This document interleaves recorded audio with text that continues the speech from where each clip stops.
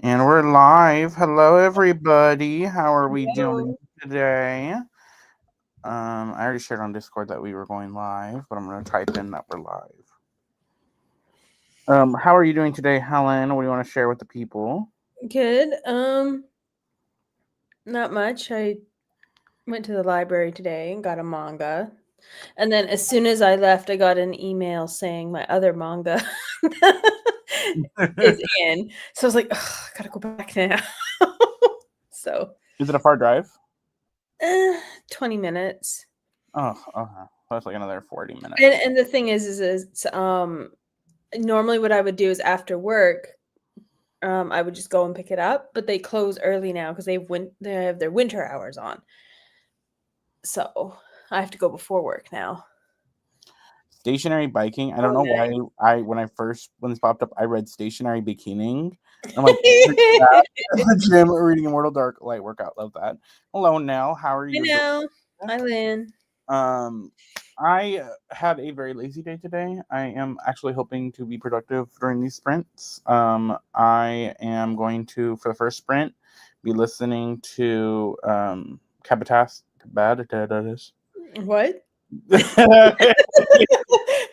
Catabasis or Catabasis, or I was trying to say it one way and then I mid word changed it to say the other way. So I was like, I know she's talked about saying it the two different ways, but I haven't heard the third way before. Yeah, I was trying to say it one way, and then I was switching midway. So just, but I'll be listening to that for the first sprint, and then the second sprint, I think I'm going to physically start the Juniper Tree. Mm, So nice. I'm almost done Werewolves at the Door, which is a paranormal romance. it's like, am I okay?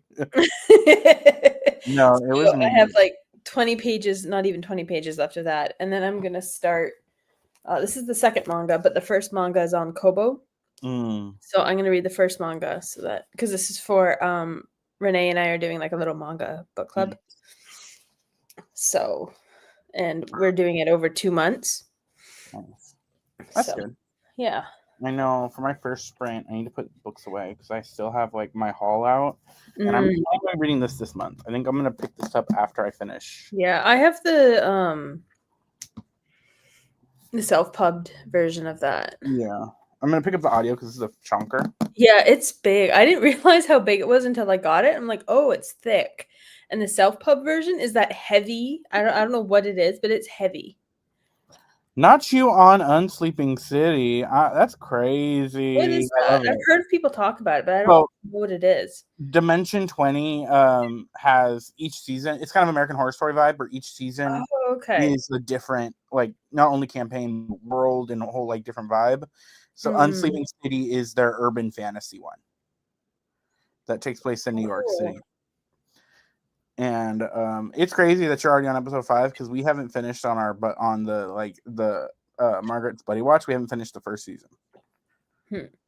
And I think this is the second season. Like technically, like in order of the shows coming out, this might be the second of the main campaign because they do Yeah. like one long one with the main cast, which will be like maybe 20 episodes, give or take a little more, a little less, and then they'll do mini campaigns with like a bunch of different people, like Matt Mercer Yeah, they'll was, do like a one-off, like yeah, set in that and world. it'll be like not even like this. The first mini campaign is a Lord of the Rings inspired, but if it was the bad guys reacting to Sauron's defeat, basically.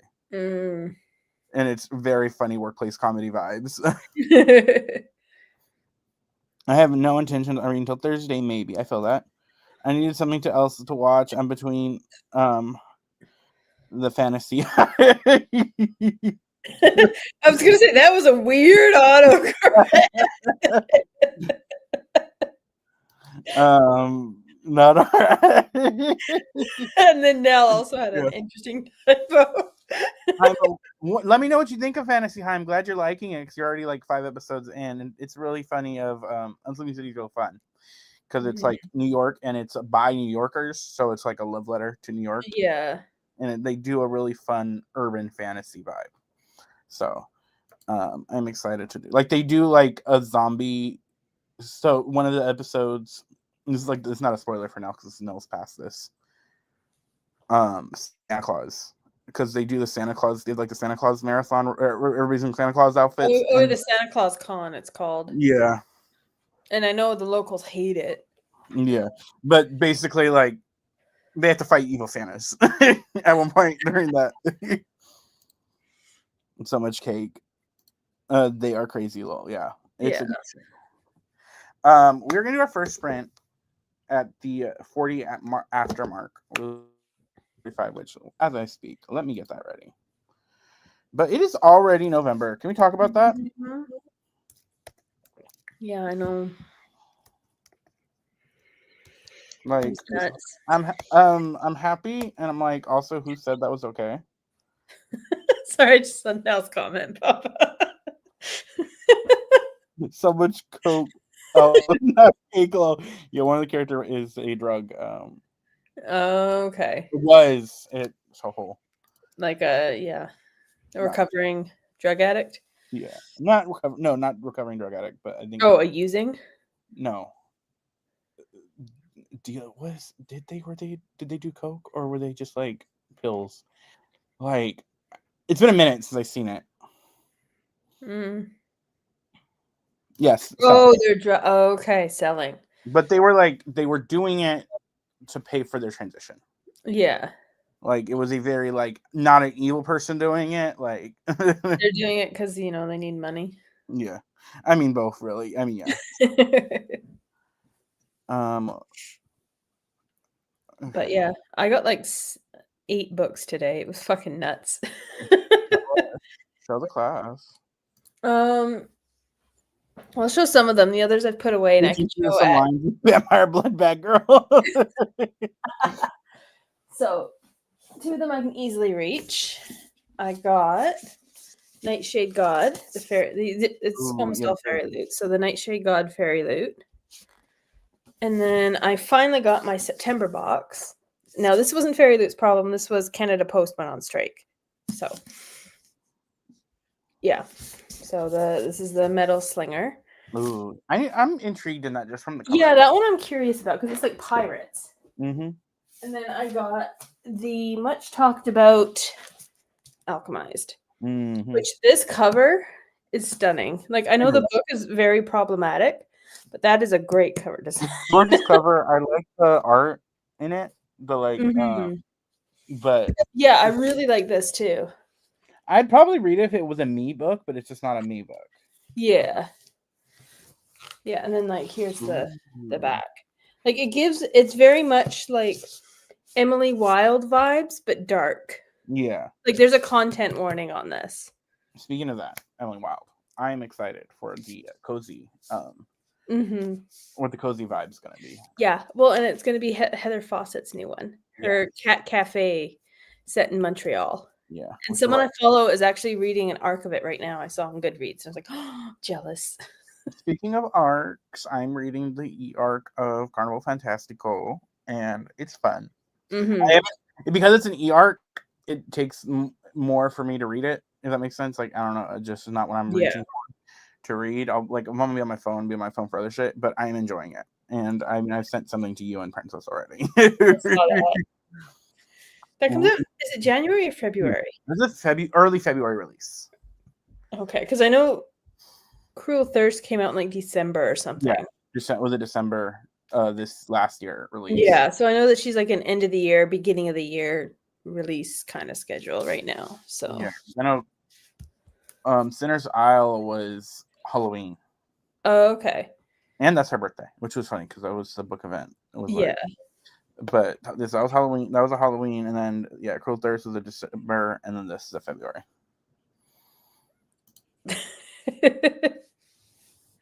Oh, okay. Yeah, no, so I saw there's a post I posted, like a TikTok I saw sent to now, and it was like, what 3 pop albums are on your Mount Rushmore? And it's funny because it was AOC that was asked that question, and like I sent it to Nell, and I'm like, there's nothing political. I just want to know what your answer to this question would be. Yeah, now I have that too because it's like I don't really listen to like all my pop would be like Spice Girls and that kind, because I never listened to pop really after a certain point. It was like, no, that's when it became country and rock and that kind of thing. Well, And no, like, so an album, like a whole album, would be really hard for me to pick. I don't know. I sent it to Nell because I know Nell listens to like pop music. Mm-hmm. So that's why I sent it to her. I even am struggling on that one. I think. Like I would put a Shania Twain on there because she's like country pop Yeah. She's kind of thing. it's But funny. It's like there's like levels to it. yeah. From the country pop, the country pop aisle right here. Mm-hmm. And you have like Dolly Parton, I feel like is really close to the country, but still like near the pop, if that makes sense. Yeah. And then like next to her you have Shania Twain, who's leaning more pop but still country. Yeah. And then you have Taylor Swift, and then you have Sabrina Carpenter. That's the levels from country to pop.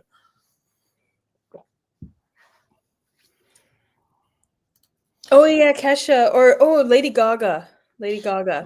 For me, do we want to count Beyonce as pop I or don't. R&B more? But she's like, I would count her as pop. I think certain albums are more poppy than others. Like obviously for me it's the like put a Single Ladies. Like for me that's pop. yeah. Gesundheit. Yeah. Oh, The Weeknd. Yeah. Mm-hmm. Like, okay, so for my 3, I was thinking 4 by Beyonce, and that's the one where like Love on Top is on. It's either 4 or Renaissance, or one of the 2 for my, or even just if we're doing albums, we'll get rid of the pop label and we'll just do albums in general. Mm-hmm. If I was going to do my Mount Rushmore of 3 albums, oh wait, let me see, it might be important. I fit family unit, so I was like, let me check. Let me go. Yeah. Okay.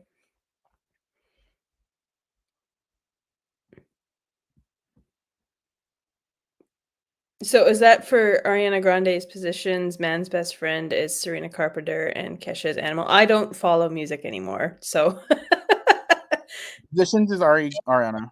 Yeah. So I'm just thinking because I'm just looking at now. She went Ariana Grande, Sabrina Carpenter, and then Kesha, and then she listed 3. So I'm assuming. Yeah, those are those. Yeah. Okay, so for me, I think for my top 3 albums, or my Mount Rushmore, it would either be 4 or Renaissance, or like up and close. But I think 4 from Beyonce, which has like Love on Top and 1+1. 1+1 one of my is in my top 3 favorite Beyonce songs of all time. Yeah. And then Ariana Grande, it's tough of which album I pick. Yeah. Because Dangerous Woman was my first concert. Yeah. So it might be Dangerous Woman, but I don't know if I would say Dangerous Woman is my favorite Ari album. Because like Sweetener's really good, even though it gets some slack. And I love Thank You Next. Thank You Next has no skips. So it might also just be Thank You Next. Yeah. Oh, it's tough. And then for my third one, I was like, who would I give my third album to? And I don't know. That one it might just be, it might be the Bodyguard soundtrack. Because how many times that soundtrack gets played, Whitney Houston's Bodyguard? Yeah. See, my problem is the one that I really, really like, I wouldn't want to put on because she's become really problematic in these last few years with Carrie Underwood. I loved her. Like I watched her from first. Like as soon as she won American Idol, like I got her album. Like I had all of her albums until a few years ago. And then it was like, because she was one of the first country singers to like come out pro gay marriage and stuff like back in the day. And so she was really cool. And then suddenly it was like, oh, never mind. Asking people what's your 3 favorite, not favorite, but like if you had to do your Mount Rushmore of albums. Of albums? Yeah, so I think it was originally pop albums and then I changed it to albums. What would you do? Probably. I have to look them up because I don't have them anymore. Because stupid Apple lost all my like 20 years of music. I would say probably TLC's Fan Mail.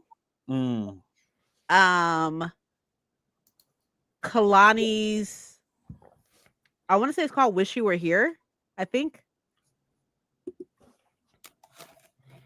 And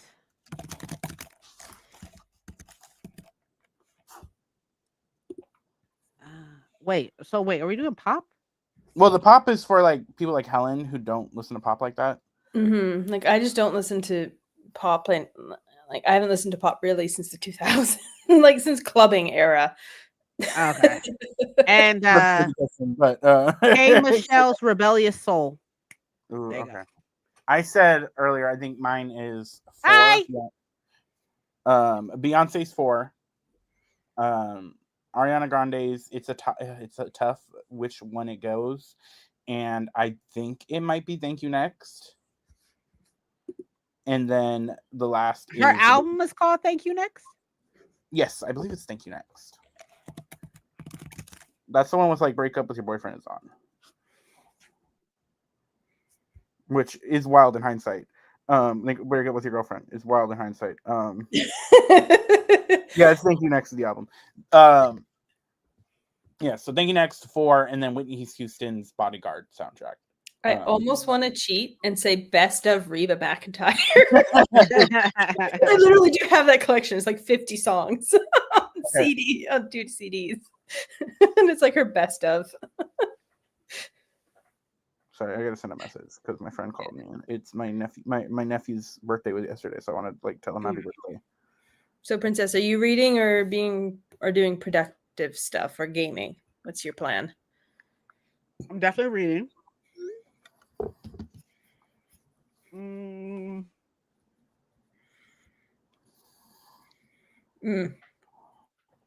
Tower Dot. That light is so bright. Hold on.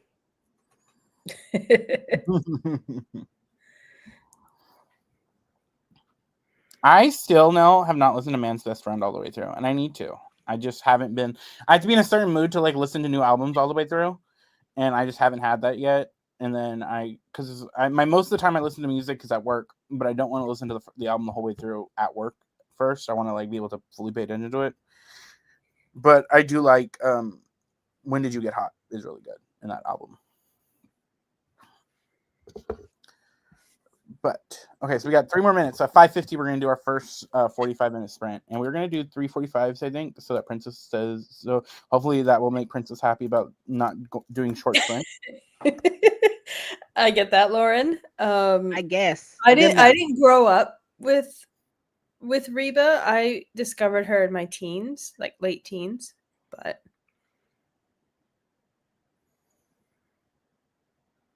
Okay, these are nice. Like I consider an album like a good album if you don't skip a single fucking no skips. Yeah, no skips, no skips. Like honestly, for me, almost any Broadway soundtrack.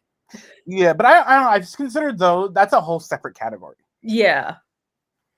Or like most movie soundtracks for me were like I would go through the whole thing because then I would almost replay the entire movie in my head while listening. For me, even like Wicked has skips. Like if I'm just, I want to hear the hits from like I'm gonna skip Wonderful and like Sentimental Man. Yeah, I'm skipping the Wizard songs. Like I automatically thought of Fancy by Reba, but I had no business singing that when I was. It's still a good song though. Okay, the 50 Shades of Grey soundtrack that slaps. The 50 Shades of Grey soundtrack slaps. I haven't even seen the movie, but the soundtrack, yes. Or like, what was it? Sweet Home Alabama, actually, with Reese Witherspoon. I had that soundtrack. That was a good, because that had a bunch of like hits from that era, from like that Angel soundtrack. Yes. Don't judge me. The Birds of Prey soundtrack is really good for Harley Quinn and the Birds of Prey. They had Normani and Megan Thee Stallion do a song and platinum in this house. Yeah.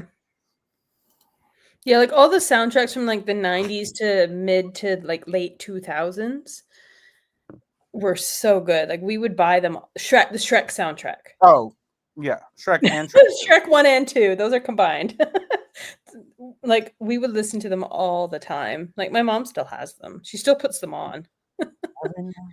I'm just actually, I said I was going to read. I'm not. I need to start the vlog, and I have 3 things to unbox. So I think I'm gonna finish eating and then unbox this stuff. Ooh, you also have a book holiday?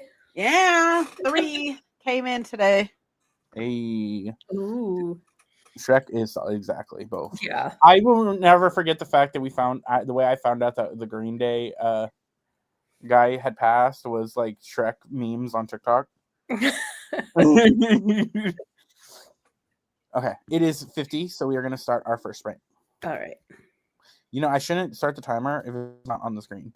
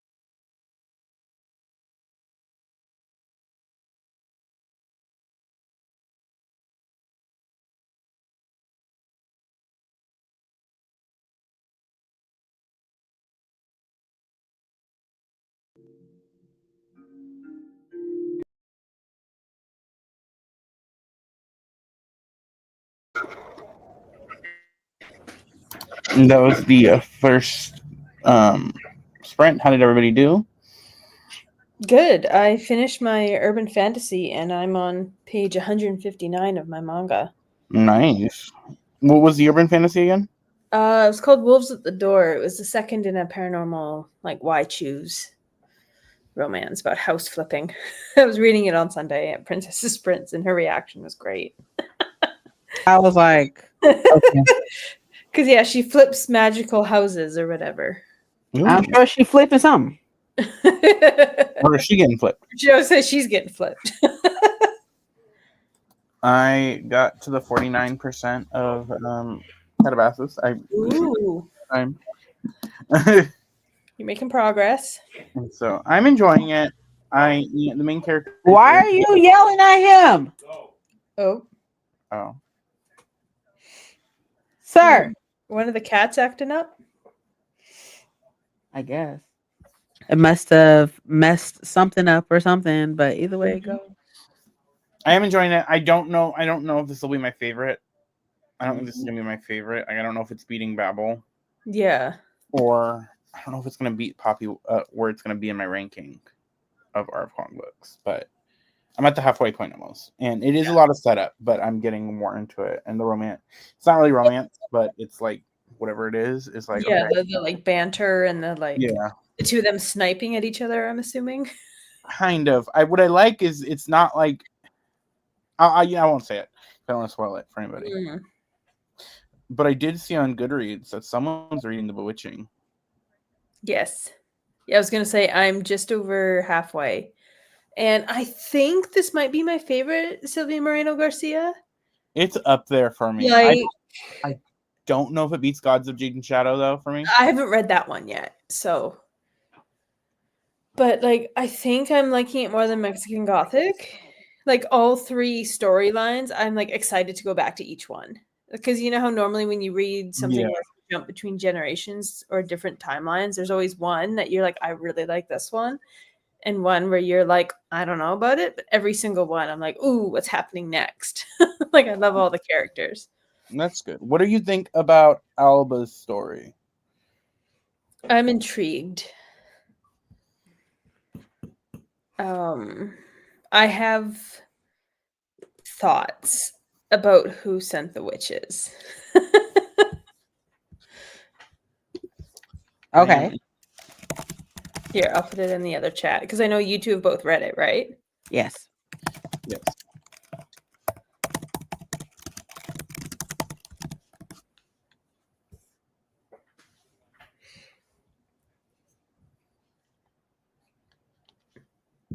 Okay, that's weird.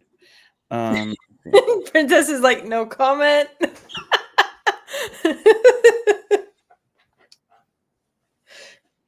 But yeah, I'm listening to the audiobook. So, and it's a really good audiobook. It is a good audio. I will say that. I highly recommend it to anyone that really wants to read it's perfect for this time of year. Yeah. It's taking place in like October and November and stuff. So. My stuff's being weird, so I'm gonna let it turn it off for a minute. No, I agree. It's really good. I really liked it. I think it was my favorite read of last month. I wouldn't classify it as horror so far. It feels more thrillery. Like you're always looking behind you, like there's like crunching of leaves behind you, and then you turn and there's no one there. Like that's the feeling of this book. It's not like dread horror. It's that uncomfortable, like skin crawling up your neck feeling that someone's watching you. We are talking about The Bewitching by Sylvia Moreno Garcia. Yeah, Sylvia Moreno Garcia. Back home, showered, and read 10%. Nice. And what's the princess thinking? I was writing down all the books and such because I'm doing 75 books. I was like, these don't count because I bought them before November. So they just got here in November, but I bought them before November, so they don't count. But I'm leaving myself a note so I know. Mm. Nice. Like, I don't even know when. I think I bought this one in September, to be honest. Great. But I know Alchemy of Secrets I bought in October. Yeah, because I'm pretty sure that's when it came out. So. Let's see. But I was gonna say I'm actually really liking this manga. It's really cute. It's called My Little Monster. Oh. And it's basically they're both kind of like outcasts and they don't really have friends. She's like the go-getter who studies all the time and she like doesn't have any friends because she's so focused on studying because she wants to earn a lot of money kind of thing. And then he's like he got into a fight on the first day of high school and hasn't been back since. And so everyone's scared of him, and so he's the monster. Everyone calls him a monster. And then they meet up. Like she goes to see him because she sits next to him, and it's one of those things where it's like, and then he's like, "Oh, you were nice to me. You are a new friend. I follow you everywhere."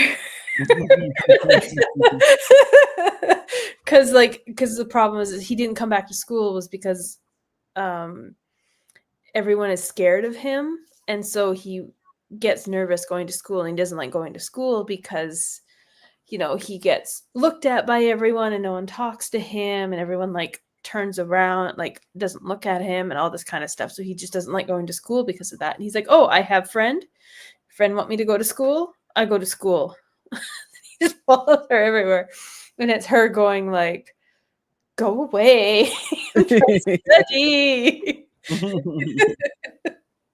And it's about the two of them, like kind of both of them opening up and learning about like how to be friends, how to have friends. And they just did a whole like side quest about building a chicken coop because he found a chicken. And yeah, it's really weird and funny and actually really cute. So I ordered a sweater on the TikTok shop so that I have it just in time for Wicked. Oh. Part 2. And I'll show you right now. Say, Princess, what's that book in your hand? Looks cool. Oh. Is that one of the ones that was in one of the boxes? Yeah. The Lumicrate one. Those edges are nice. Yeah. I was trying to look because my other two are up there. And I'm like, I have to bring one down to put this one up there. And I'm just like, which one? Which one is going? Yeah.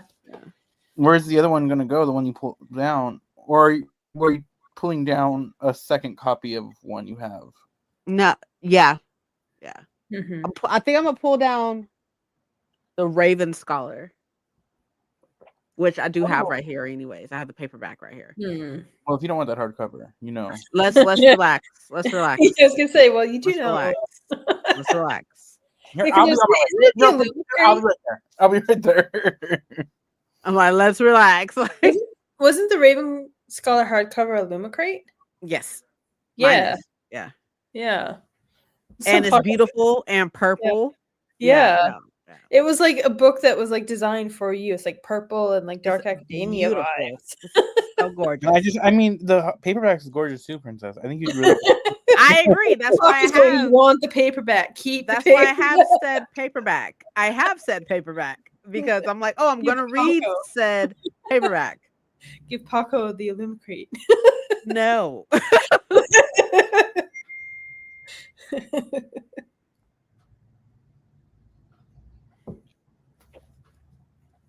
Okay. Beautiful. Gorgeous. Yeah, it's stunning. I remember seeing you unbox it. It's just like, ugh.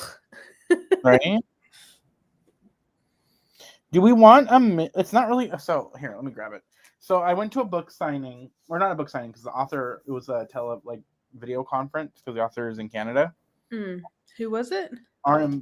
Vachu, I believe is her name. I don't know if I know that author. The debut.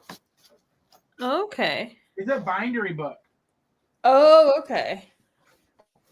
So I won because it was like random name pool from the pre-orders. $1. Ooh. I won the the box they send to influencers. It was a PR box. PR box. So I won a PR box. Oh, that's fun. So I guess I can open it up here. So, To Bargain with Mortals is the book. Ooh, that's fun. I've heard of this. I've heard of that book. Yeah, because the bindery, the influencer that did the bindery for this one, like her press, she's a local to me. So I went to the event. It was at that bookstore I go to a lot. So we got a candle. Ooh. Does it smell good? Yeah, that's the question. Den of Jackals. Yeah, it smells good. Oh. Park was like, oh. Well, it's got like a citrus scent, and I like fruit scent. Yeah. It doesn't say. It doesn't say what the notes are? But it might in like a spoiler card or something. So then it's got some shy. Ooh. And then some California poppies. Because the main character's name is Poppy. That's a cute little tin, too. Yeah. And then I know that this is a match. Like, Matchbox. And I know from the video I saw that this is a company in the book. So they made like as if like you got matchboxes from the company. That's fun. So is it like a historical? So it's a fantasy, and it's like, but it is about it's like colonization and stuff like that.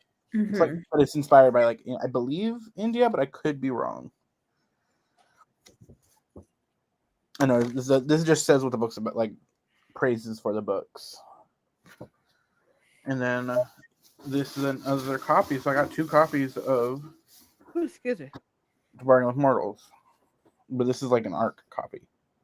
I like the cover. Yeah. I heard great things about it. Yeah.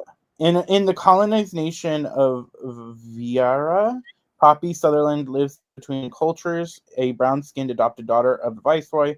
She is both rejected by white high society and alienated from people of her native island. When she discovers her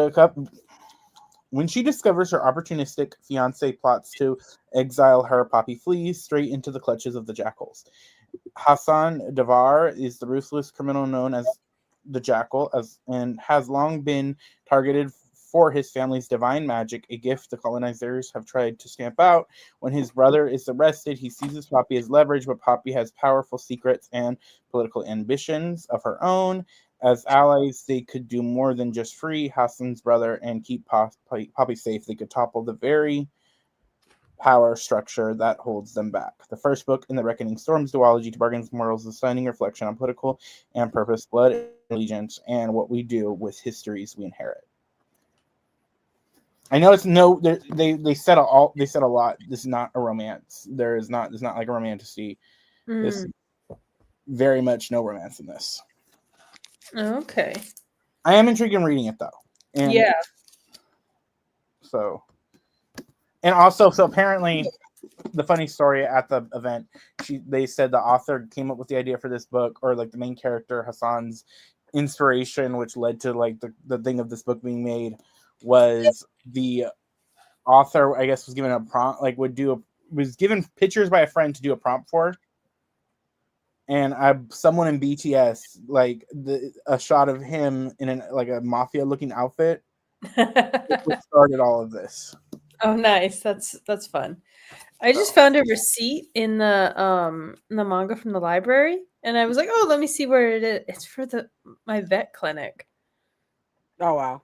In town. So I was like, oh, interesting. So they were using it for their bookmark. But it was just like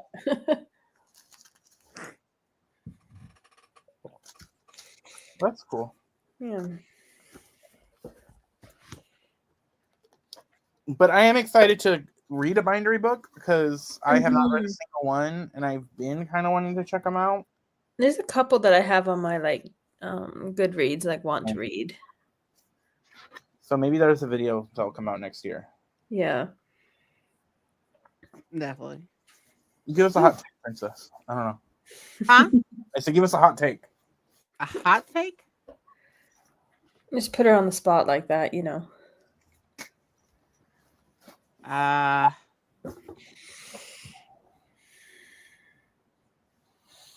don't know. Book people suck. Some book people suck. I feel it. Some opinions don't need to be said sometimes. Like, honestly, I think what it is, or not what it is, I think what irritates me the most about being in a community sometimes is that people pretend to be something that they're not. And it's really aggravating because it's like it's kind of like with Celie, whatever fuck her name is, right? Like she wants to pretend to be these things. Like she's like, oh, I can be helpful. I could be a big boss. Blah blah blah blah blah. But at the same time, then you turn around and still be fucking damsel in distress and shit like that. Like pick a fucking lane. Like I have no problem with people being like, oh, I'm a bad bitch. I'm honest in all my reviews. Like, can't nobody tell me nothing. Can't nobody beat my ass. Blah blah blah. I have no problem with people being like that. But like the people who are really about that life don't need to say all that. Like, yeah, they could just be about it. I live by this mentality my dad taught me. Real gangsters never tell you they're gangsters. Mm-hmm. Because they ain't got to. Like, the hard way. Yeah. Because also they don't need the police knowing. Like they just yeah. Like a real person's never gonna tell you that they're a real person. Like I just have such just like I just don't understand. I don't understand why people are like why people be faking the funk like that. And like what's crazy is like I say a lot, but I don't when I do say stuff and everything, like I'm like a lot of people can say a lot of things about me. Like, oh, she's fat. That's cool. I'll take that. That's cool. But some things that you can't say about me though? You can't call me ugly, okay? Sorry, can't do that. You can't call me ugly. You can't call me broke. You can't call me stupid in some things. In some things. in some things. Just don't ask her about American geography or history. Hey, look. Hey. Don't ask her to pronounce some words. No, I literally saw a video today. I saw a video today, and I think I saved it. I'm pretty sure I saved it. I saw a video today saying, like, this is Europe. This is like the UK, but like this is like Great Britain or some shit. I was like, wait, hold on. Like, and it's like the same area and it's like broke up. And I'm like, what's happening? This is England, this is the UK, and this is Great Britain. Yeah. And it was so fascinating. Oh, yeah. It went really quickly. It went really quickly, though. So I had to watch it a couple times. So it's just like, wait, you're talking too fast. Yeah. Here's England, here's the UK, and here's Great Britain. And it's just like, oh, this like southern whatever. The southern thing, right? The southern side calls himself one thing, but the northern call them possibly three different things. And I was like, but then the northern part is a part of this other part. Oh, you're talking about that Ireland. Part has three parts. Are you talking about Ireland? Like, yeah. Yeah, because there's Northern Ireland, which is part of the UK, but it's still a part of Ireland. Yeah. But it's like the southern part calls themselves Irish, and then the northern part can call themselves Irish or British or something else. And I was just like, you're literally on the same thing, so I don't understand. But that was because of the terrors, or is it something else? No. Because Ireland used to be a part of the UK, like all of Ireland. They were colonized. Yeah, colonized like heavily. Not first. The Wales was first, but then Ireland was like basically everything else that the British did to everywhere else in the world. They tried it with Ireland and Wales first. And so I think it was in the 1920s, because it was after World War I, but before World War II, I'm pretty sure. But there was also rumblings way before World War I too. and there was a bunch of rebellions and fights and everything that broke out, and then Ireland ceded from England and became its own country. But then I don't know exactly why or how Northern Ireland didn't, like, why they stayed a part of the UK, but there was some political stuff. It's crazy though too, because like the other part, the island, the Long Island part, is like broken into 3 as well. And then like I was like, okay, but like even they're called something different to each other. And I was like, what the fuck? And it was so fascinating. But like the first comment on there was like, explaining this to dumb Americans. And I was like, legit. I was like, but anyways, the point in the matter is that like people can say a lot of things about me and stuff, but some things I pride myself on, you can't call me broken, you can't call me ugly. So I feel it. Can't call me any of these things. Like, and I'm educated in the areas that I need to be educated in. Like other things, I'm like, okay, whatever, it is what it is. But I'm educated. Speaking of which, so I'm taking 3 classes next semester, right? Yeah. In the spring semester, right? And then I have one more class and I graduate. I think I graduate in the summer. Hey, are we doing a graduation party? Yeah. I don't know. Someone, we can smuggle Helen in for a minute. Shit, we smuggle her in, like they're gonna have to smuggle me back because I'm leaving. I'm leaving with her. They're gonna be like, come back. I'm like, definitely the fuck not. You can't make me. You can't make me.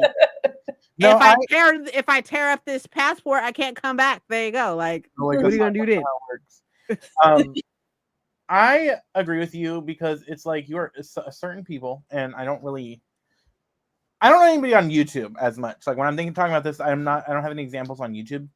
I got all the examples. But like I'm thinking of like book talkers, not book talkers in general. Book talk. I don't want to smoke. I'm talking about like just certain people. I want all the smoke. Sorry, go ahead. If you're gonna bring all this smoke, go to Princess's channel. Go to Princess Does. But there are people, and they're booktubers too, but I just can't think on the top of my head, that you are trying so hard to act this way personality-wise when that's not even your personality. Yeah. Like, okay, there's a book talker I used to follow, and I was watching their it was a gay male book talker, and I don't even remember the name because I stopped following, but I would watch the videos and they acted a certain way, and then I watched a recent video. They acted so different, and we're talking like with a black scent, and just the type of things gay men do that, like when they, that type of talk. Mm-hmm. And it was so distinctly not when I started following this person. That was like, it like threw me. I was like, what are you doing this for? You're like, wait, hold on. And I had to unfollow because I was like, it was just so like, oh, like. Yeah. Like doing the whole head movement, the like lip smack, the like. Love that for them, it's great. Yeah, and it's the fact that like they weren't doing that originally. Like this is like, I don't know. It was just weird. I was like, Love that. It's the best. Living our best life. But you just gotta let people be people, That's what I do. I just let people. That's like unfollow, unfollow. You're like, I'm good. I'm done. But it's just I don't. It's because you're trying too hard to be something you're not, and it's not coming off well. Yeah, it's so aggravating. I just be like, oh, but if I punch you in the face, you're gonna be all right, though, right? Okay, great. Because like for me, the one thing I'm not a fake bitch. Like I try not to be, but then like I'd be like, it's not really worth my time. Yeah. To say, hey, fuck you, disrespectfully, and then they'd be like, well, but why? And I'm like, see, I don't want to have that conversation. Why can't you just take it of me saying fuck you and just go? Like, why do we have to go into the conversation of why I feel that way? Like, why? Why can't it just be because I said so? Like, damn. Like, like I don't know. I just for certain people, and it's not even just booktube people, this is people in general, that I'm like, can you just go the fuck away from me and not have a conversation about it, because I don't need it. And I'm mainly talking about people at work, but also Yo, some people just got big ass heads too. It's really strange. I'm like, how's your body holding your head up like that? That's crazy. Do I gotta get a tape measure real quick? Let me just. We're gonna do I our want to next hear. I sprint. want to hear it's holding all the thoughts. Like, yeah, you not having thoughts and shit. You having full length fucking movies in there, like big ass head. Like, We're gonna do our next sprint at the 10 after mark, okay.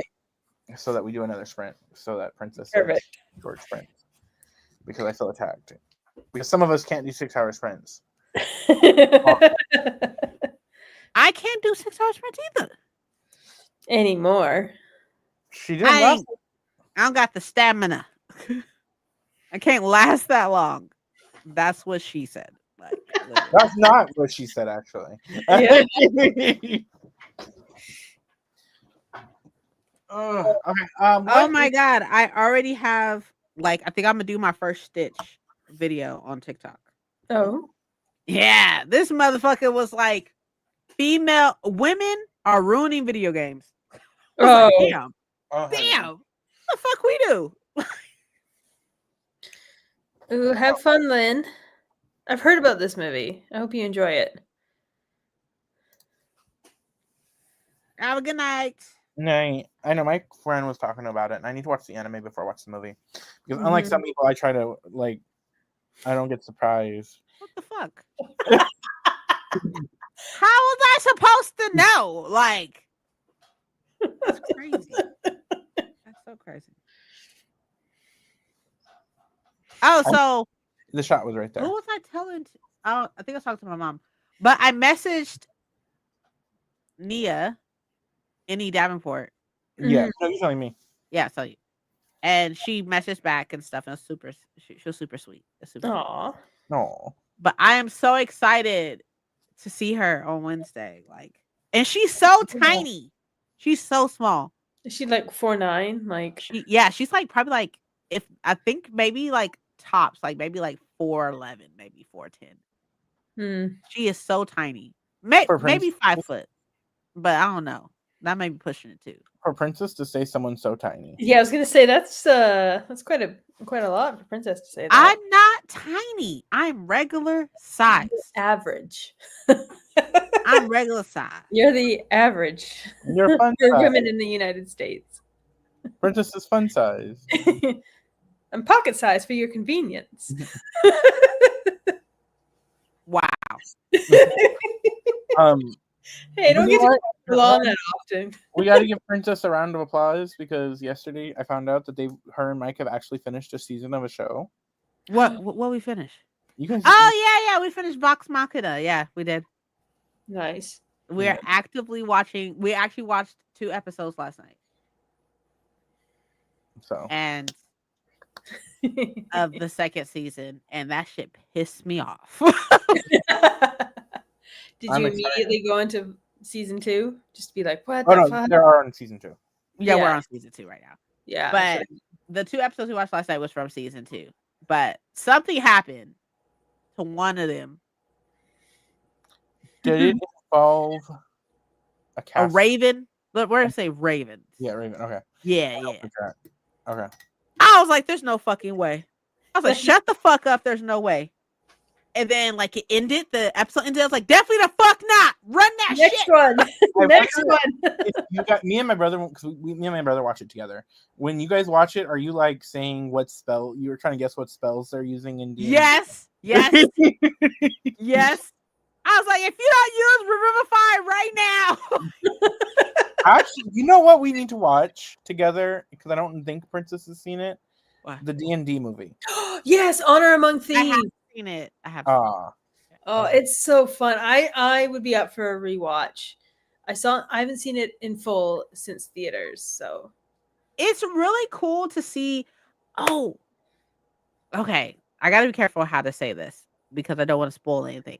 But I am doing something D&D related There's been some videos that have come across my For You page on TikTok, and it was books based off of classes and a DM as well. There's like 2 classes I've never heard of, but then there's a DM one, right? Do you remember the 2 classes that you even heard of? And I've seen the 3 parts. So it's like 3 parts. It's like part 1, part 2, part 3. And I have all the books. Right? I don't have all the books, but I have them all saved in my phone and stuff like that. So I'm definitely going to be doing a video series of reading these books. Ooh. Oh, that's fun. I'm obviously going to start with a rogue because I'm fucking damn right. Obviously. So in our next campaign, are you going to be a rogue in our next game? I don't know.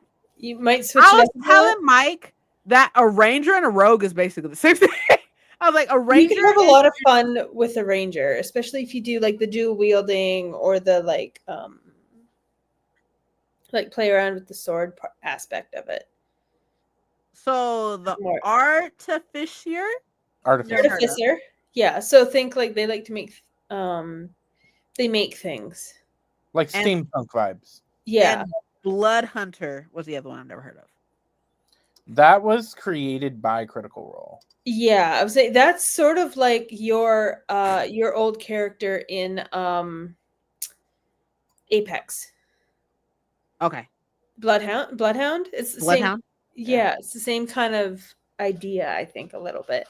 When you watch, I believe, when you watch Vox Machina, one of the characters is a blood hunter in the first season.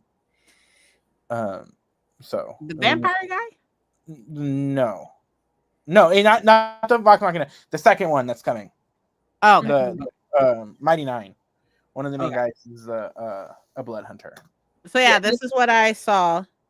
One book recommendation for every D&D class, part 2. So I have part 1, part 2, and Mike sent me part 3. Yeah. So Princess, think the artificer is kind of like an engineer meets a inventor. Okay. So they like to make things and like to make things that explode, or they like to tinker with things. And yeah, my sister-in-law is playing an artificer in our campaign, and it's really funny. Okay. It's a fun class. Like, I actually think you would really like that class. Like, I would recommend you looking into it because you get to be all nerdy, but then you get to also be like, and then I make it explode. I am definitely I am the most comfortable being. I've done like a fucking rogue ranger before, like multi-class of those 2, and like they're literally the same. I told Mike, I was like, all a ranger is a rogue that's pet friendly. I was like, that's literally it. Not necessarily. The ranger that I played, and I've played this character technically the longest because I've been playing them since 2020, but because life. And I'm basically Robin Hood because that's literally the character inspiration for it. So and I'm the heaviest hitter. Like, I hit heavier than our fighter and our paladin in our team when I hit because I maxed out on my deck, so I have a 20. So when I hit, it's like plus 10 every time. Speaking of hitting, so it's so funny whenever I hit, and then they're like, "Wait, your longbow does what?" And I'm like, "Yeah, because of all these reasons." Yeah, there's a bow in the. So there's like this thing, a piece of a stool, right? That maxes out your strength, and then there's a bow that uses your strength modifier. So like which is what I have in the game that me and Mike is playing, and it is fucking dangerous. It is dangerous. It's so funny whenever I'm just like with my longbow, like boom, boom, boom, boom, because I can multi-attack now. Of bow and arrows. Yesterday in BG3 with Princess and Paco. My character has like a ring that makes him immune to electricity, like not electricity attacks, but like getting electrocuted. Yeah. And we're playing, and I'm like, don't worry, I'm not gonna get electrocuted. Like we had a part, I stepped in water and didn't get hurt. And then Prince is like, oh, you can't be electrocuted, and shoots your arrow at a person. The person she was going to get hit with electricity wasn't even me, it was Shadowheart, and does damage. I was like, all I saw was a shield. I was like, I didn't know she had a fucking shield. All I saw was a shield, and I was like, oh, that's Paco. Okay, great. Like, it's fine. Like, and then Shadowheart gets hit the next turn with the amount of damage where she would have been alive if she didn't get electrocuted. And she only got four damage. Wow, Princess is doing damage. I gave her 4 damage. Like, and they're like, oh, she wouldn't have been downed if you didn't hit her for 4. Like, Jesus, like. Whatever. Wow. Princess killing her own party members. Jeez. I mean, it doesn't beat her setting us all on fire. No. Because nothing will beat that. That will be forever my favorite. That beats me in the accidental sunbeam.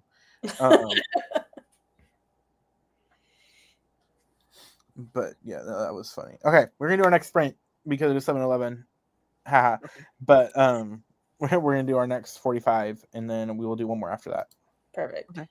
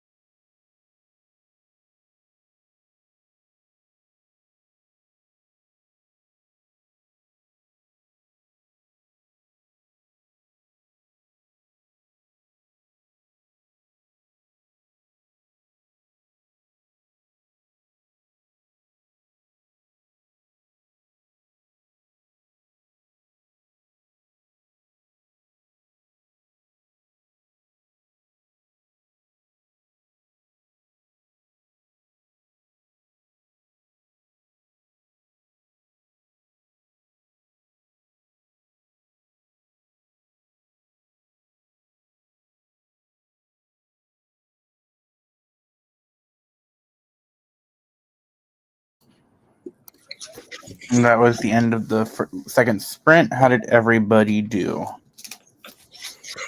Good. I made and ate dinner. So I'm cleaning. Love that. I need to clean. Also, I wanted to show. I got my Dark Olympus Volume 1. Kickstarter. That's insane. Well, that's not even the best part. I'll only show one because there's like 5 of them. So they look like they are actually, see, I don't even know if it'll show up on camera. Oh, I've seen books like that where you move it. Yeah. It's called a hidden foredge. So, and then the back. Okay. It's embossed, and then they have this style cover. I'm assuming these books are worth it then. If you like the series, yes. But this is like her Kickstarter. Oh, I see. So, and then I got the this is a safe for work one, but I got the vellum as well. What's a vellum? Like an insert. You put it in the book, like on the page that it's happening, and it's like a. Oh, I see. Like a, what are they called? Yeah. Inserts. It's an insert. What are they called? I just have one right here. What the fuck are they called? Mad, I just had one on my desk. I just dropped my box set. Oh, I see it. I see where mine is. It's layouts, I think, right? Yeah, like layouts, yeah. Yeah.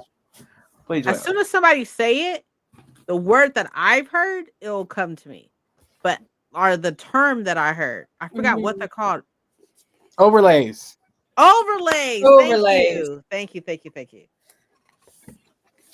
I knew I had a set. I was like, they're somewhere here. Yeah. I was like, what the fuck is a vellum? Yeah, we just call them vellum. Vellum overlays is what I've heard, or vellum inserts. I guess it's the material, maybe. Yeah, maybe. Yeah. But those are overlays. Yes. Thank you, Paco. Because I literally was gonna sit here and be like, I am now at about 60% of this, and it's getting starting to really ramp up. Yeah, we're getting into it. The stuff that she has said about that main character, I'm intrigued. I've gotten to that part, yeah, because I'm not saying this is a spoiler, because I saw this in an interview, like she talked about it, where she was saying that this main character, because I think this takes place in the 80s, yes, and that she wrote this character to take place in a post feminism, kind of like, the 70s feminism. Yeah, is the mindset of like that's she doesn't want to be like she doesn't want to consider herself a feminist. She called her an anti-feminist. Yeah. Like she called her that. Yeah. Interesting. And like I've gotten to that part of the book where she talks about that. And I really want to, like, when I do read it, I really want to dissect what she said, because she said something along the lines of like, this professor tells her, like, no matter what you do, it's never going to be enough. Like, it's never going to be you because you're a woman. Like, it's never, like, no matter what, you can be perfect and it will never be enough. And the reason why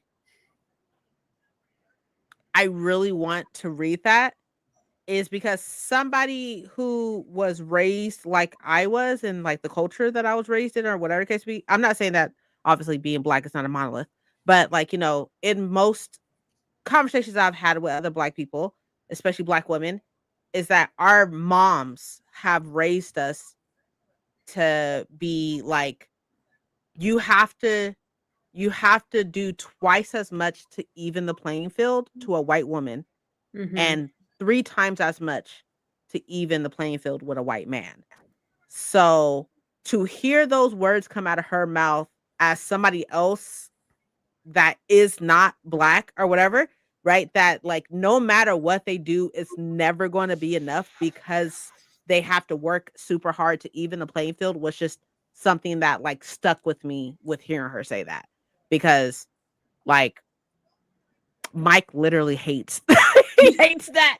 He was all like, I hate that, like, you know, your mom raised you that way and stuff. And I was like, the truth is the truth. Yeah, Like, but that's the truth. That's just like she's not doing it to. I mean, we're not her, but she's not. it's saying not it malicious. yeah, She's like my saying, mom. like, hey, this and is something that you have to like. you need to be aware of this, because and don't let it crush you. Is the main Yeah. thing. Like, don't And I let think that crush it's you. a from part of stopping. trying to protect you, Yeah.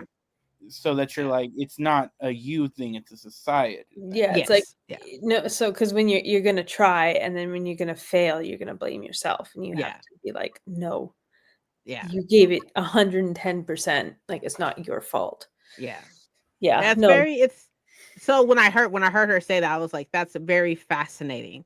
And for her to set it in this time and for her to say that the character is very anti-feminist and stuff like that, I'm like, that's a very, and I know that this book is about like the institution of education and stuff like that. So I'm like, it's very fascinating. It's fascinating. So I'm curious. Yeah.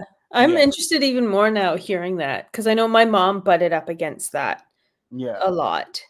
Yeah. As a woman growing up in that time. Yeah. Like in the 80s, she was in her 20s. I mean, our moms are the same age. Yeah. And my mom my mom was in university, and she was in a lot of male dominated spaces too. Yeah. As well. Like, 'cause she was in biology, like she was in the sciences. Yeah. So like she took biology, and she was in the forestry and like that kind of thing as well. Yeah. So to say how good it's getting, I was originally like the first sprint, I was playing Baldur's Gate while listening. And I had to stop playing at the second part. I was like, wait. How's the audiobook? It's good. I really like it. I don't know if I'm going to physically read it or listen to the audio. I like it, and I believe it has like there are some parts where it's another narrator, but it's not his POV. I know that there's what's it called, right? There's footnotes. Yeah, but it's not like Ninth House or Babel where there's a bunch of footnotes. It's not, I don't mind them. Yeah. I liked it. I really liked it in Babel. I like it too. I'm not saying it as like a bad thing, but like it's not a thing where it's like you saying there's footnotes. I remember there's footnotes. Like it's not throughout the text. Yeah. I love footnotes personally. Like every interaction I've had with footnotes, I've always been positive. But I really enjoyed it, especially when it's like either historical or something like with Babel, where it's like it lends more context, or even like snarky. Like the snarky ones are fun too. And Nevernight, it's snarky. I said Ninth House, but I meant Nevernight. Nevernight, yeah, it's like snarky. It's like it's kind of just like insert. Like I think like my favorite part was when I was reading Nevernight, and they mentioned something about a cat or something, and the footnote was like saying something about cats and was like, well, like cats just they always want your attention. Like you may have a cat, your cat's probably staring at you right now while you're reading, telling you, why are you not petting me, why are you reading? Like, and I was like, that is so fun. That's really cool. Did you then stop reading and look around and see November or Gouda staring at you? Why do you know this? Like it's so fascinating and stuff how like even though I can't stand Jake Kristoff, right? But like he did such a good job with that book. Like it was so entertaining. It was so good. I'm back.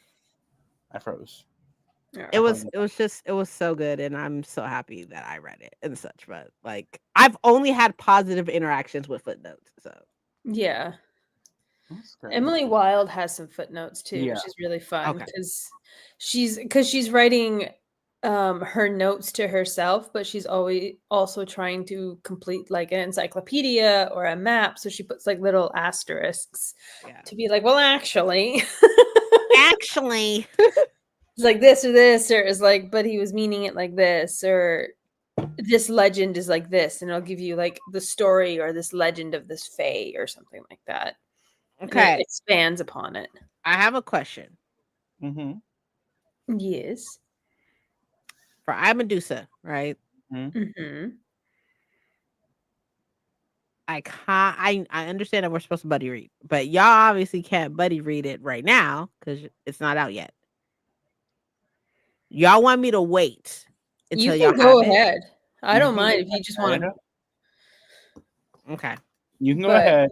I want us to start doing it just because I think it's fun because we kind of did it for even though we weren't all caught up for the last book is being able to send voice notes to each other about the book. Yeah. You get to parts. Yeah, I do have the Shadow Bride on my 10 before the end. So yeah, I need you guys to read it because I have it. thoughts I need to talk to you about. She is so fucking, and I've been 60% into that. I know, forever. Princess. It actually does. I like the ending more. I will say for me, that book kind of has some trauma to it. Mm-hmm. Because that's the book I was about to start when the incident went last month when it happened, and so every time I have kind of tried to go back to it, I've been like, something just stops you from it. Yeah. And so now that's the book that I'm kind of going to associate with it, and it's I just got to get over it, but I will get to it this year. You have to okay. I'm not a therapist and or a medical professional. Okay, I want to preface before saying this stuff, right? Our brains do this super cool thing where when you go through something and everything, like you automatically associate something with what you're going through, right? So the way that my therapist explained to me is that like if something was to happen like to somebody like in a street or something, like if they were to get sexually assaulted or whatever the case may be, if they while that's happening stuff, they see like a stop sign or something, right?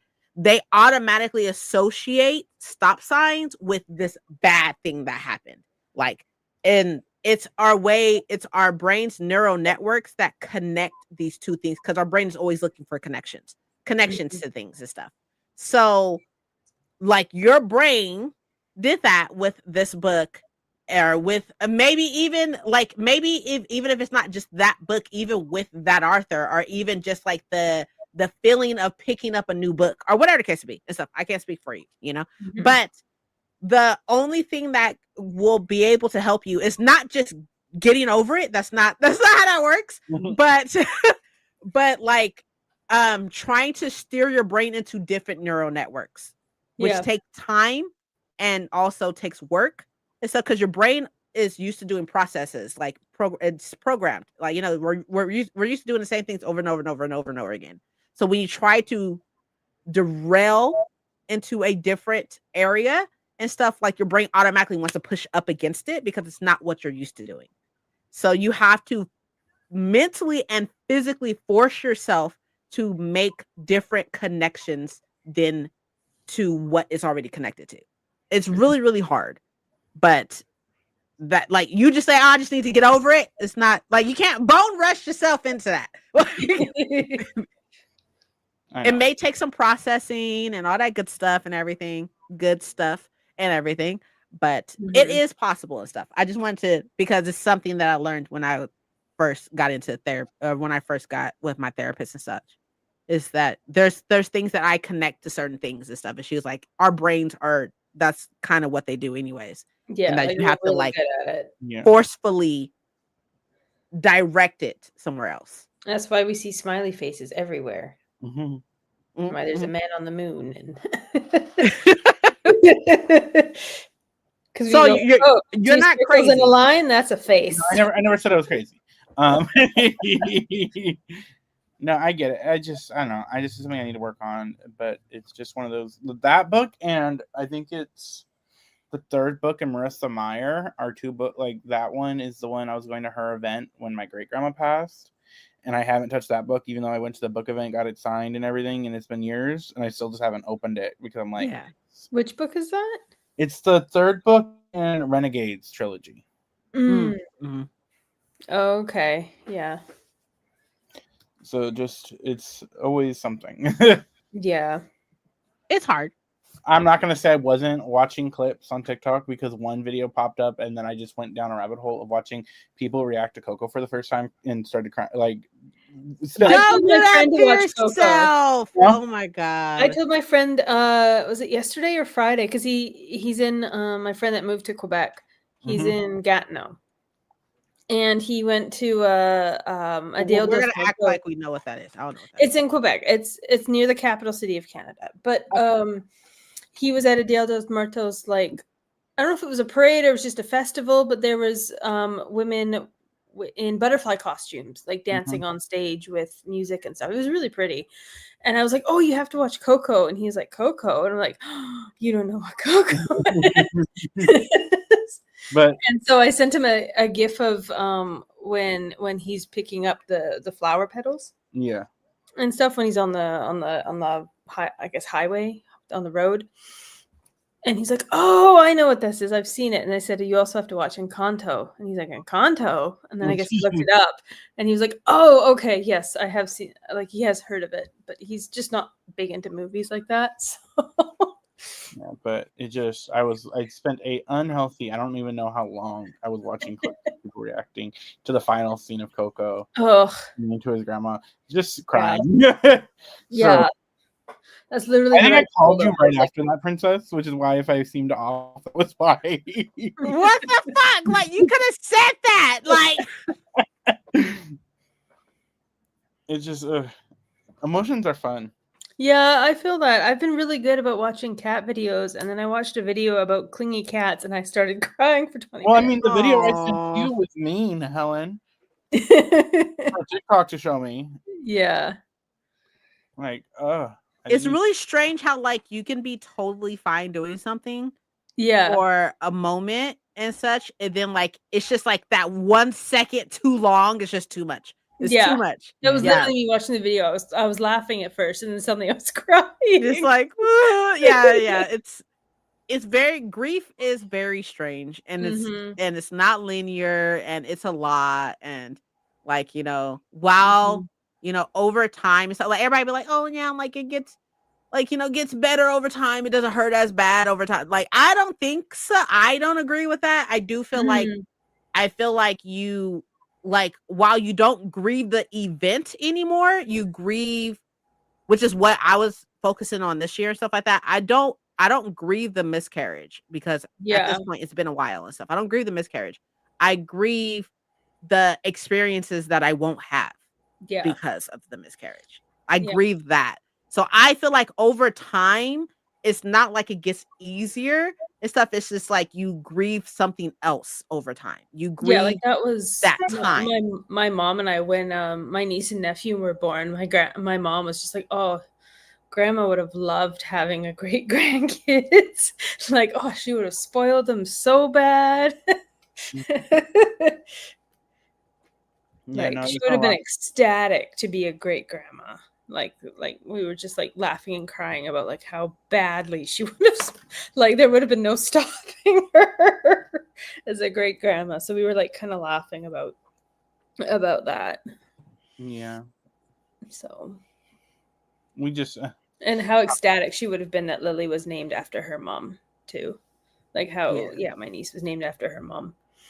Which, considering my sister was brought into the family at like 5, like how much that would have meant to my grandma. Yeah, to have her mom name, the legacy live on. Yeah. So it's weird. Things are fun. And then you get your parents laughing about like, oh yeah, how fucked up our parents were raising us. Oh yeah, that's always the funnest. The stories about the greatest generation or the silent generation raising boomers, and it's like, oh god. Well, I mean, just hearing stories about my grandma Connie, my great grandma, is crazy because she was the wild one. Yeah, I kind of told. I'll tell what you were saying. I'll tell Princess off stream some of the stories. You need to write a book about her. Like she's got the best stories. I'll tell you. Yeah, we're gonna end this. I think we're gonna do one more at the 20 mark, and then we're gonna end it. Oh, perfect. I'll finish the manga. We'll be telling Princess the story off camera. Oh yeah, sounds good. I just finished that Paranormal Romance. Was my 100th book this year that I finished. Shut up! Wow. me. I'm only on 70 something books. Listen, I've been reading manga. Okay, that helps. Because I'm not even tracking my reading anymore. Yeah, you've given up on Goodreads. I'm just like, I don't care. Like, I'm like, I don't care. Like, yeah, whatever. I just like it because I have the all the different challenges, and I can see like how much my reading, like there's some year, like last year was ridiculous at 150 books. Like, that's awesome. Mm-hmm. And then this year, 120, but like before that it was like 40, 30. So it was always fun and it's like, oh, I found BookTube. My reading skyrocketed. Like, look at my books. This is the arc.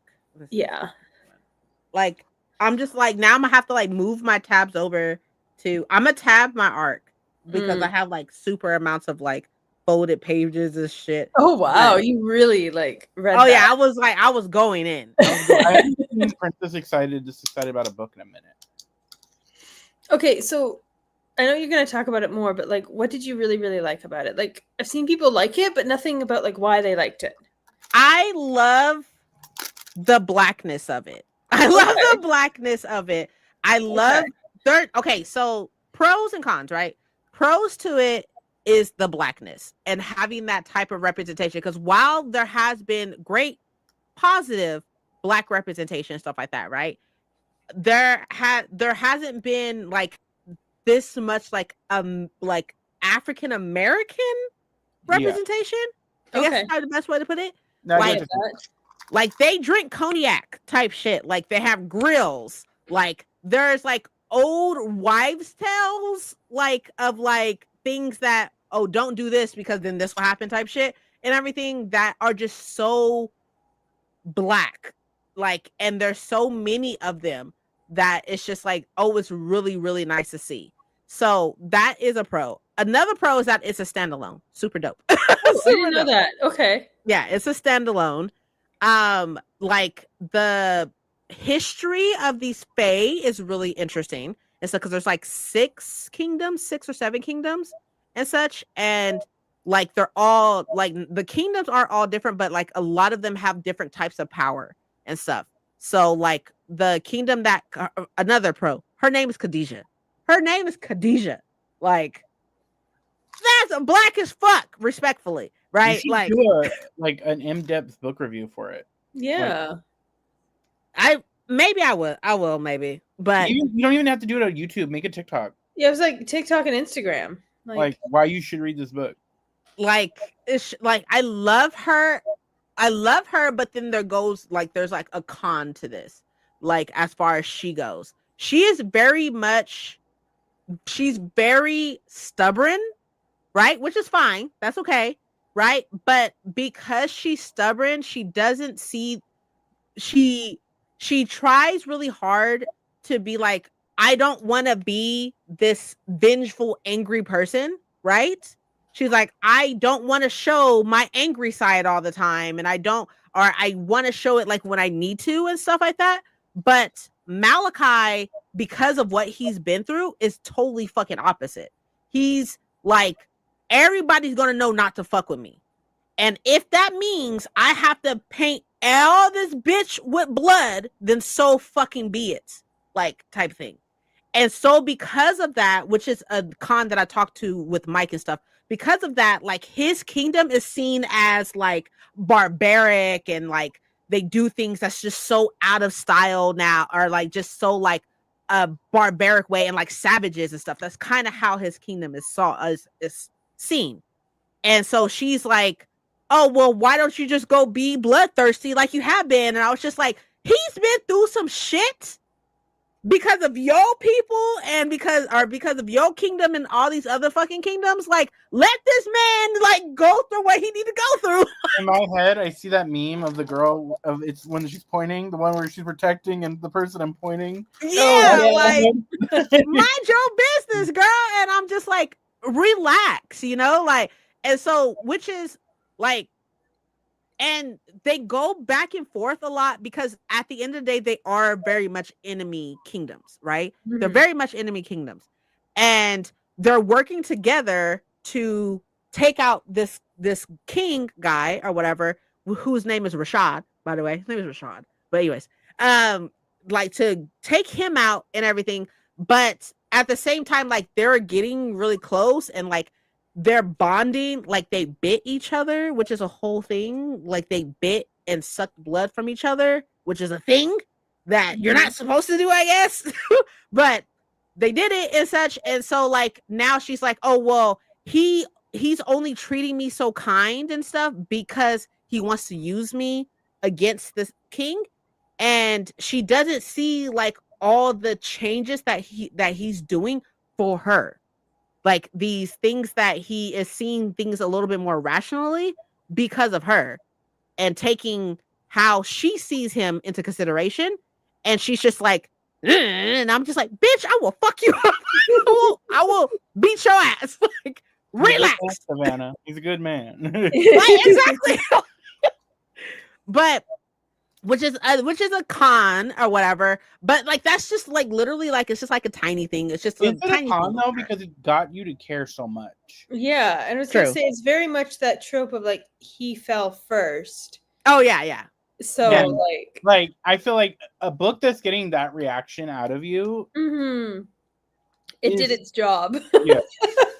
I'm so happy and that I not liking stubborn characters. That I love her. Crazy. I love her because she is stubborn. But there's like a point to where it's just like, girl, like fucking relax, girl. Anna stubborn though. She is, but she has a reason to be stubborn. I feel like with Khadijah, she does not have like. I mean, outside the fact of like her father died and stuff, which is that's not a spoiler. It's in the description, but are in the synopsis and stuff. But her father died and stuff. But she's like, get off who the fuck you mad at? You mad at the wrong motherfucker. Like he didn't do it. Like so. But what happened with Malachi is the fact that like, so there's like 7 kingdoms, right? I think there's 7. And there were like these clerics that were in these 7 kingdoms. And the cleric to Malachi's father betrayed Malachi's father and created this rebellion with these other kingdoms and killed his parents in front of him as a kid.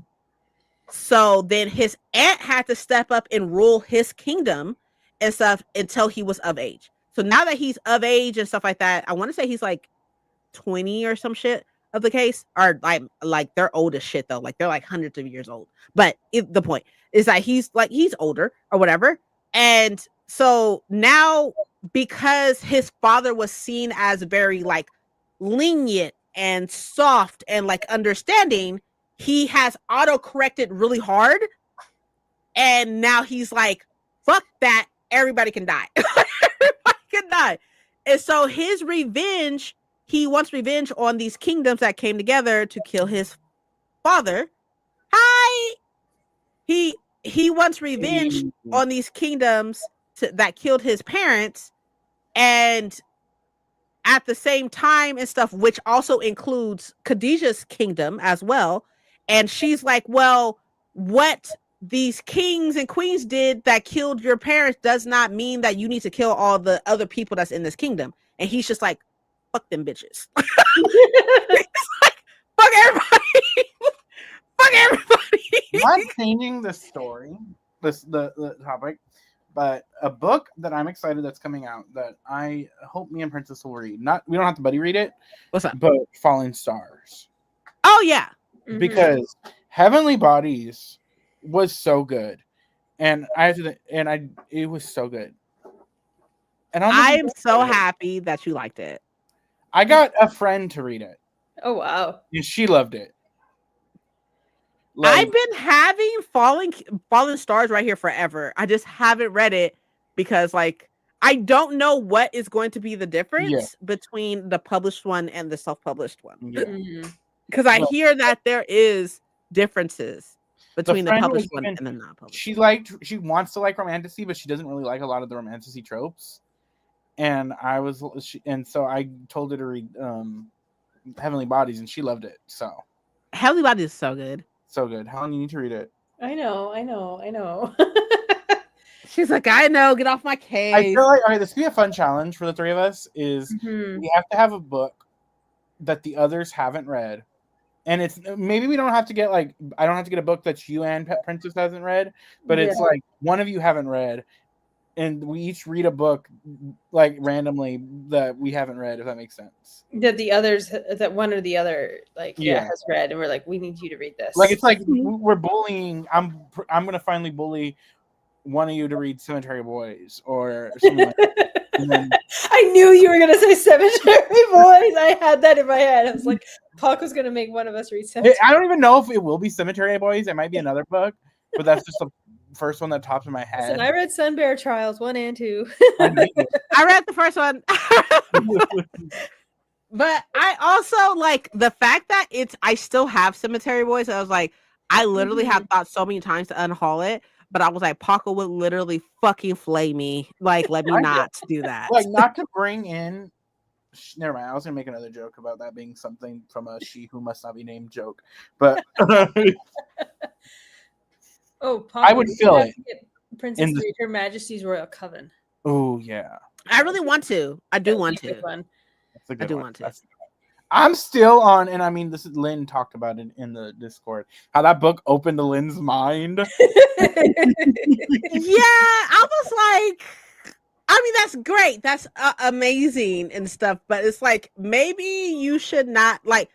Maybe you should know what's going on, like in the real world. No, I agree, but also that is kind of one of the powers of fiction, of reading. I agree. Fiction, yeah. And I'll even say more than fiction, but like I won't. At one point, because of, even though I didn't grow super religious, but like I still had that around me, I had some viewpoints of like trans people, and it wasn't until like I got bigger and smarter, and then also saw other like shows with that in, that I was like, no, that's stupid and fucked up to think like that. Like, yeah. So that's the power of fiction, that it can. I agree. So we are going to do a sprint in 1 minute, 8:30, but it's not going to be 45. We're going to do how's a 30-minute sprint sound, everybody? That sounds good. Yeah, I can finish this manga. And so that way we go to about 9, so about 4 hours. I think we were live. So, right? 5:30, 9. 5:30 to 9. It's about almost 4 hours. How's that for time, Princess? She's just shaking her head at you. Like, it literally, you're about to be on sprints for like in 29 seconds. If you look at your 3 hours, what do you mean, sir? I can mute Princess. There we go. I wasn't even paying attention to I was just watching Princess's face. Like, it was. I was like, the time is right there. What do you mean? Like, my head, that's how long as we've been live. But it is the emotions going through her. Like, okay, I'm gonna start the timer. Okay.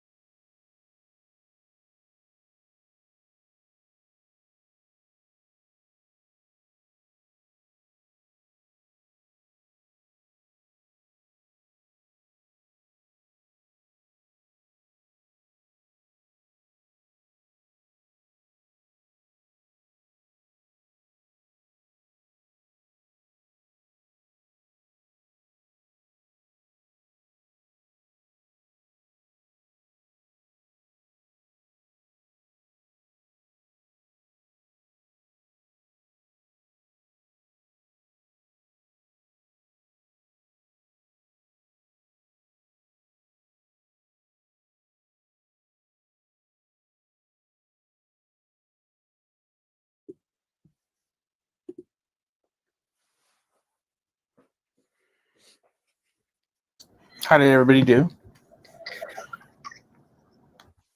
Good. I finished the manga and I started reading the Salt and Broom, which is the Jane Eyre witch retelling. Ooh, you need to let me know how you liked that one.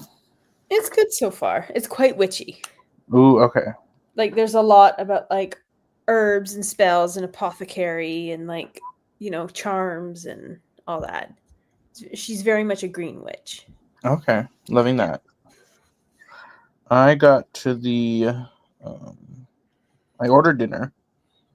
I'm having chicken parm from the noodle place I like getting it from. You eat so late. Yeah, but it's.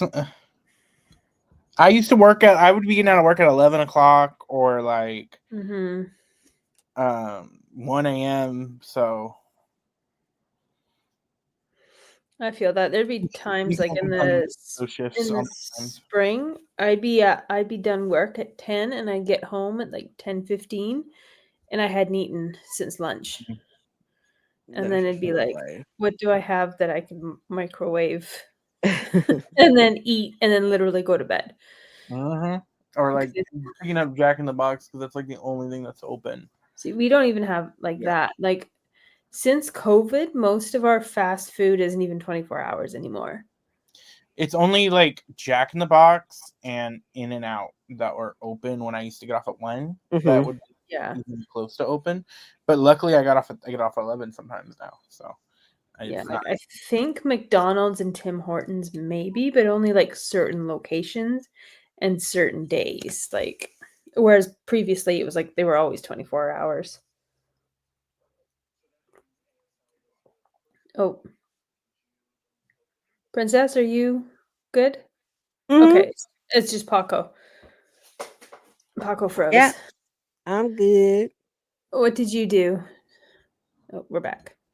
I was working on some more of my reading bullet journal.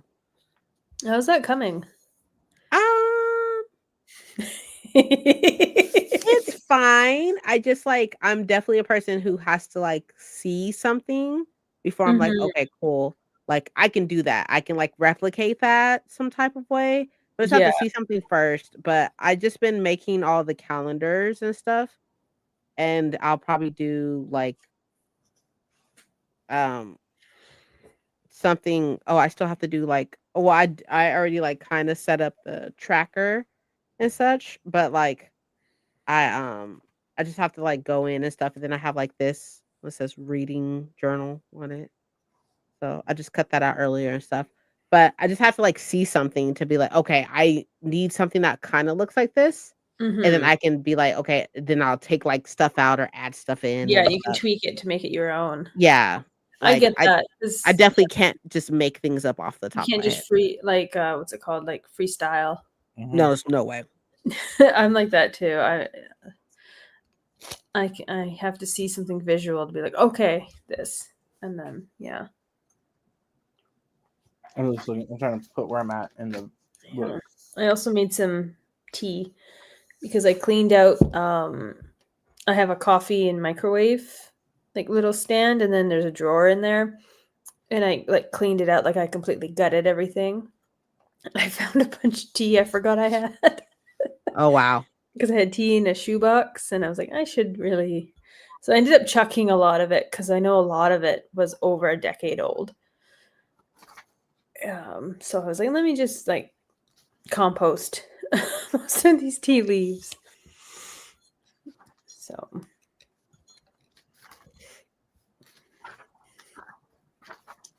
Okay, I'm on chapter 22. What are you at now, percent-wise? 64%. So I'm hoping to finish this by tomorrow.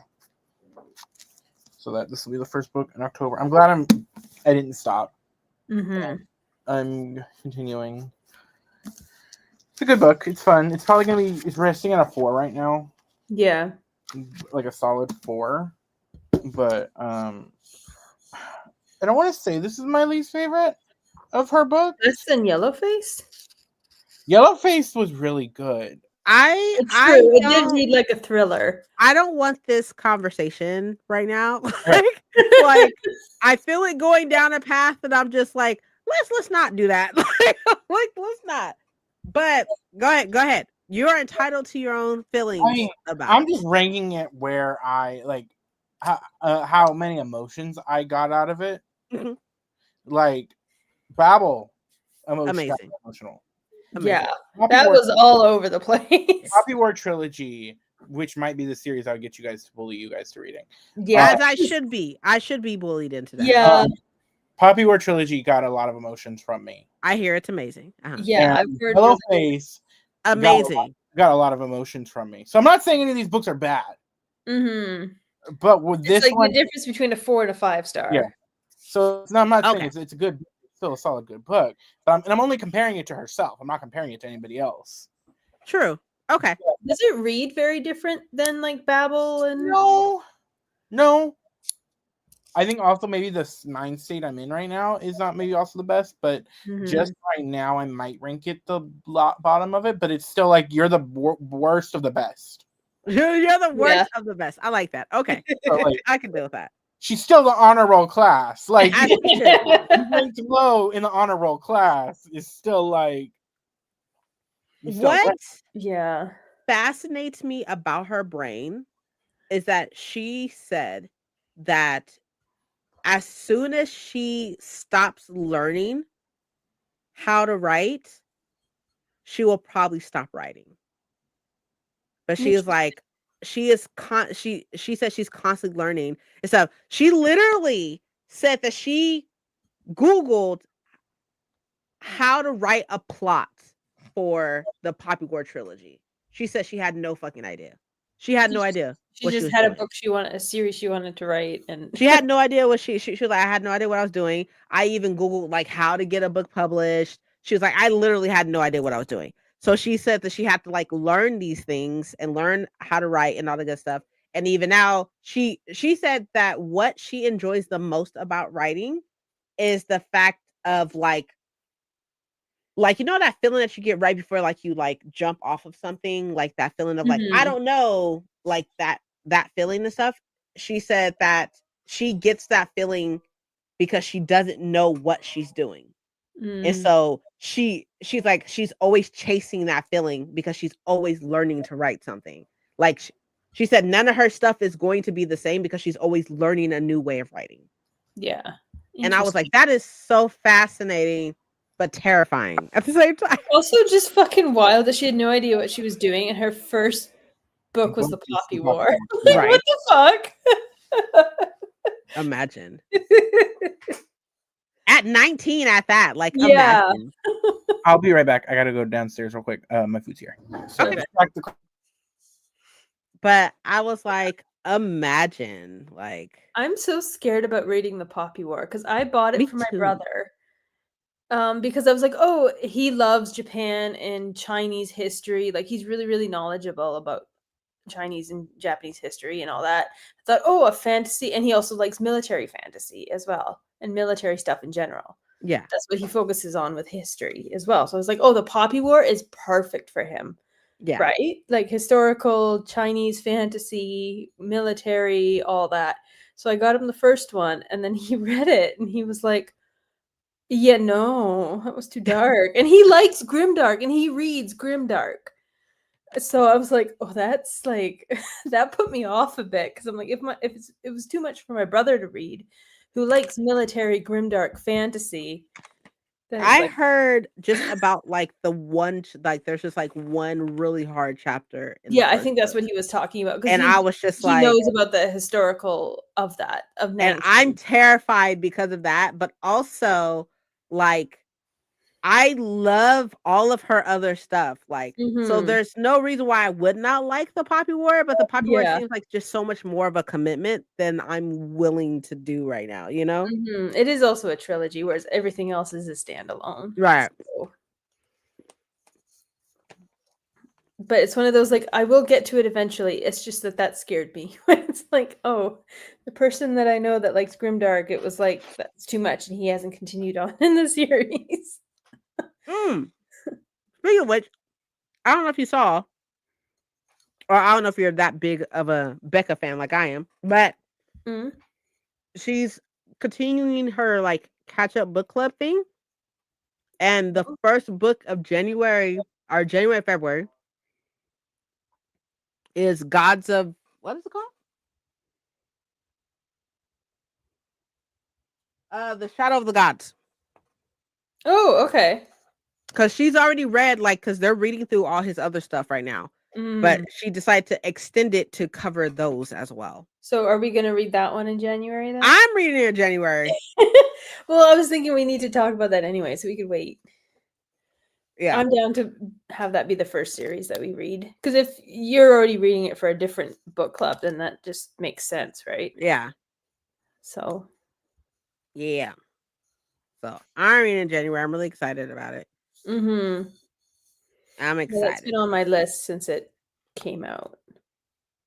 And I do. And I just noticed I have to like restart my 75 booked. Like, I'm just like, fuck, man. I'm going to start again on the 10th. Because you're supposed to keep track of how much you're reading every day, like in a journal, like keep track of it physically. Yeah. And I haven't been doing that. So I'm just like, no! But it's fine. It's fine. I will start again on the 10th, which is next Monday. So it'll be fine. Yeah. Because I want to do it right. Yeah. But no, I printed some stuff out. Some journals and stuff. Like I printed this out. Oh, that's nice. That's cute. I was like, that's cute. And then I printed this out, but it's too big. So yeah, it's quite big though. That's too big. Need to resize it a bit. And then I printed this out. Oh, cute. And then I'll probably do like, because I have like a page of like the favorite book. So I'll probably do like this half being like the favorite book, and then this half being like the annotations or whatever, like my favorite lines and stuff. Or like a little mini review, or like whatever you're feeling for that book. Because there are some books where you're like, I want to write like my thoughts about this, and there's other times where it's like, oh. And this is also too big. I'm gonna have to reprint this out, but now I printed this out. Oh, that's cute. Right? But it's too big. Yeah, that's definitely too big. Yeah, I think I've decided next year I'm gonna do my little reviews again, because I have some journals that have like reviews slots, and I did it last year, and I did it for every book that I read, which, considering I read, like I said, 150, I fell off on the end where I didn't do the full review. Like I just wrote like, you know, the book title, the pages, and how I read it and how long I read it and all that. I didn't do an actual like written review of it. But I think next year I'm going to start that up again. Because I like it's nice to go through and then reread like my thoughts. And yeah, I just decided not to do like, I decided just not to buy another reading journal. I was like, yeah, it's like, I love them. I love mine, like my 2 fully booked ones or whatever. But like, I was like, I could just make it myself. Like, let's not, especially because I dropped $400 fucking on my personal bullet journal, which like is going to be totally worth it. It'll be worth it. Yeah. They're works of art, honestly. They're beautiful, yeah. And you like use them. You're the one you buy. Yeah, like I have like 5 or 6 journals just sitting there.